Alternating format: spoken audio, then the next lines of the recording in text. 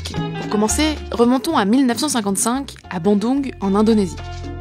C'est là que se réunissent pour la première fois 29 pays d'Afrique et d'Asie. Parmi eux, il y a la Chine, dont le Parti communiste vient de proclamer la République populaire en 1949, mais aussi la Libye, l'Éthiopie, le Libéria, le Soudan, la Somalie et la Côte de l'Or, l'actuel Ghana. Tous ont vécu la colonisation d'une façon ou d'une autre, et à Bandung, ils viennent affirmer deux choses. 1. L'existence des pays du tiers-monde sur la scène internationale, par opposition aux deux grands blocs, occidental et soviétique. Et 2. La coopération entre ces pays du tiers-monde, dans l'intérêt mutuel de chacun.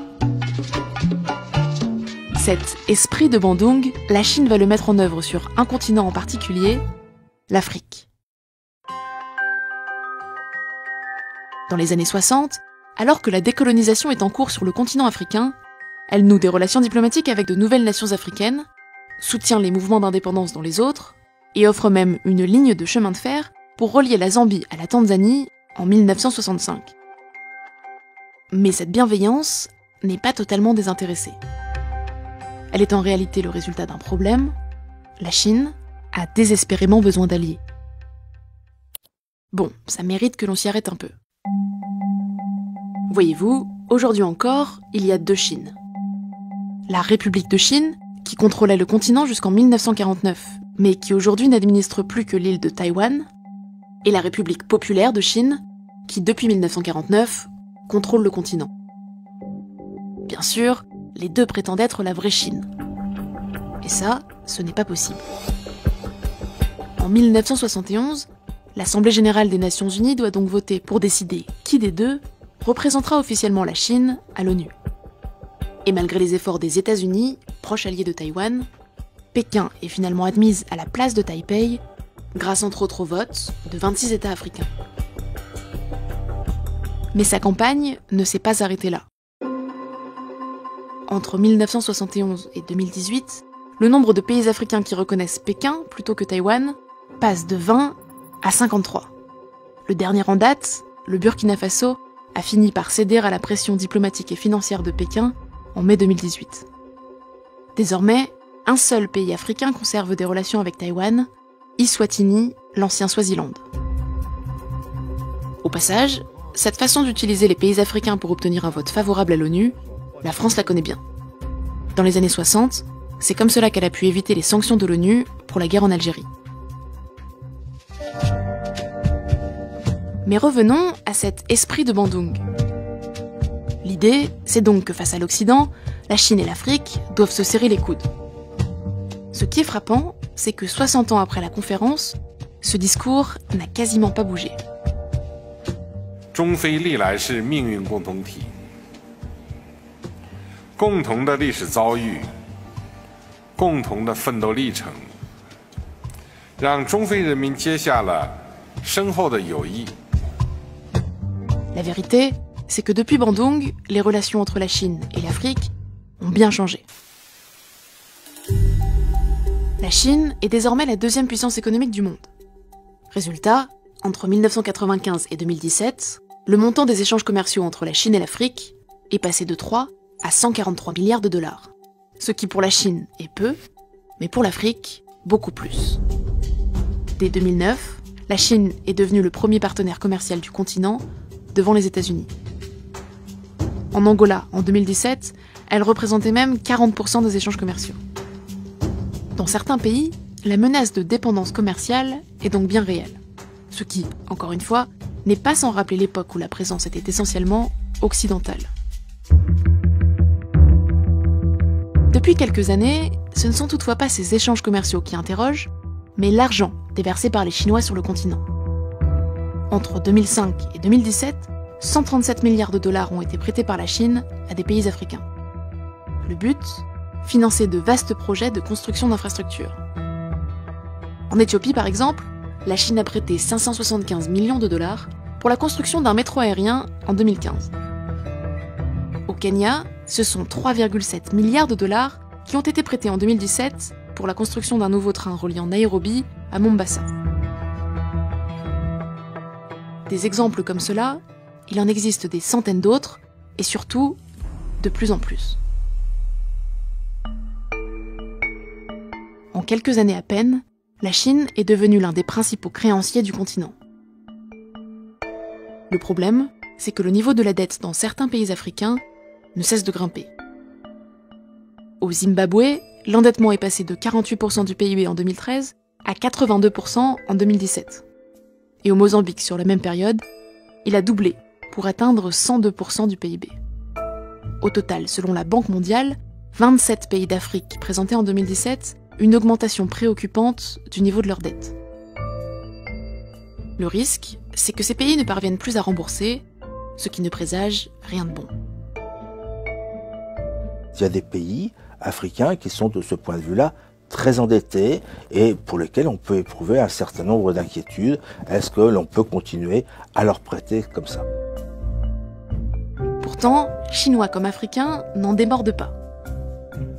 La Chine-Afrique, c'est gagnant-gagnant. We both gain. Ce qu'il faut bien comprendre, c'est que cette relation peut tout à fait être gagnant-gagnant. Lorsque la Chine prête de l'argent, ce n'est bien sûr pas par philanthropie. Sur chacun des prêts qu'elle accorde, elle fait des bénéfices grâce aux intérêts. Pour la Chine, l'Afrique est donc un débouché pour les capacités de financement importantes dont elle dispose. Et pour l'Afrique, l'argent chinois est une opportunité rare de combler ses besoins énormes en infrastructures et donc de stimuler sa croissance et son développement. Car, et c'est peut-être là le cœur de leur relation, sans la Chine, l'Afrique serait aujourd'hui bien démunie. Encore une fois, ça mérite une explication. Il y a en gros deux raisons qui font que les prêts chinois sont essentiels pour l'Afrique. La première, c'est qu'ils sont particulièrement adaptés aux besoins de certains pays africains. Contrairement à la Banque mondiale, par exemple, la Chine est peu regardante sur les situations politiques des États qui empruntent. Et surtout, ces prêts sont des sortes de produits tout en un. Lorsque la Chine prête, elle apporte non seulement de l'argent, mais elle vient aussi avec ses entreprises de construction, son expertise technique, et dans certains cas, sa propre main-d'œuvre. Et la deuxième raison, c'est qu'en dehors de la Chine, l'argent se fait de plus en plus rare en Afrique. Les autres bailleurs n'ont tout simplement pas la capacité de prêter autant que la Chine, et surtout désormais, ils refusent, de peur de ne jamais être remboursés. Avec tout cela, une question demeure. Pourquoi la Chine accepte-t-elle de prendre ce risque quand les autres pays refusent? Eh bien, comme toujours avec la Chine, la réponse est à la fois économique et politique. Commençons par l'économique. Pour protéger ses investissements financiers, la Chine fait parfois signer à ses débiteurs ce que l'on appelle des clauses de sûreté. Ce sont des garanties qui stipulent qu'en cas de non-remboursement du prêt, une sorte de troc s'opère à la place. En gros, plutôt que de rembourser en argent, les débiteurs doivent rembourser en matières premières ou même directement en infrastructures. C'est ce qui est arrivé au Sri Lanka en 2015. L'île fait partie du projet lancé en 2014 par le président chinois Xi Jinping, les routes de la soie. C'est un projet pharaonique qui consiste à relier la Chine à l'Europe tout en prêtant de l'argent pour financer des infrastructures sur cette route, c'est-à-dire sensiblement ce que fait la Chine en Afrique. En 2015, la Chine a donc prêté plusieurs milliards de dollars au Sri Lanka pour la construction d'un gigantesque port au sud de l'île. Sauf que noyé dans ses dettes, le Sri Lanka ne peut plus rembourser. Comme alternative au remboursement, Pékin propose alors de prendre le contrôle du port pendant 99 ans. Résultat, la Chine ne perd pas d'argent et elle devient souveraine sur un territoire bordant l'une des routes maritimes les plus fréquentées du monde pendant un siècle. Mais les prêts chinois en Afrique pourraient avoir un autre objectif, plus politique. Depuis l'arrivée de Xi Jinping au pouvoir en 2012, l'ampleur des ambitions chinoises a été réaffirmée. L'objectif à présent, c'est la création d'un nouvel ordre mondial dans lequel la Chine sera la nouvelle puissance hégémonique.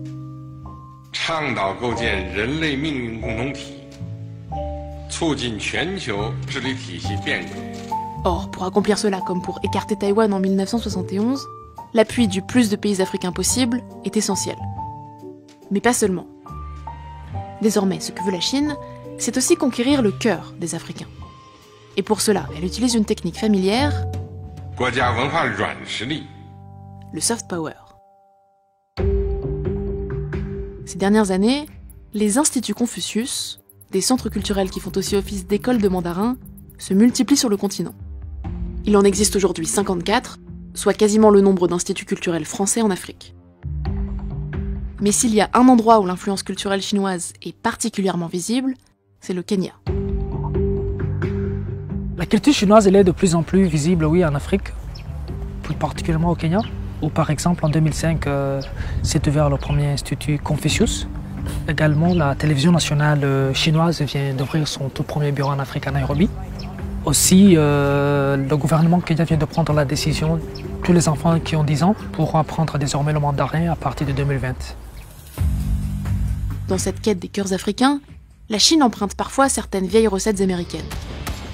Tenez, cette bande-annonce avec beaucoup d'explosions, c'est Wolf Warrior 2, l'un des films chinois les plus populaires jamais réalisés. C'est l'histoire d'un soldat chinois qui vient à la rescousse de l'Afrique grâce à ses capacités extraordinaires. I promise I will bring your mom back. Mais contrairement aux Occidentaux, la Chine n'a pas de passé colonial avec l'Afrique. Et ça, elle n'hésite pas à s'en servir. 我要强调的是，共建“一带一路”是开放的合作平台，没有地缘政治目的。 Dans les faits pourtant, l'agenda politique de la Chine est de plus en plus visible. En 2017, elle crée la toute première base militaire chinoise à l'étranger, à Djibouti. Elle avait pourtant juré qu'elle ne le ferait jamais, refusant de reproduire le comportement des Américains. Or, à Djibouti, les bases militaires commencent à se bousculer. Il y a une base américaine, une française, une italienne, une japonaise, et peut-être bientôt, une indienne. Être à Djibouti, c'est être dans la cour des grands. Je suis à côté des autres. Je fais comme les autres. Sur ce point au moins, l'attitude de la Chine en Afrique ressemble de plus en plus à celle des autres grandes puissances dans l'histoire du continent.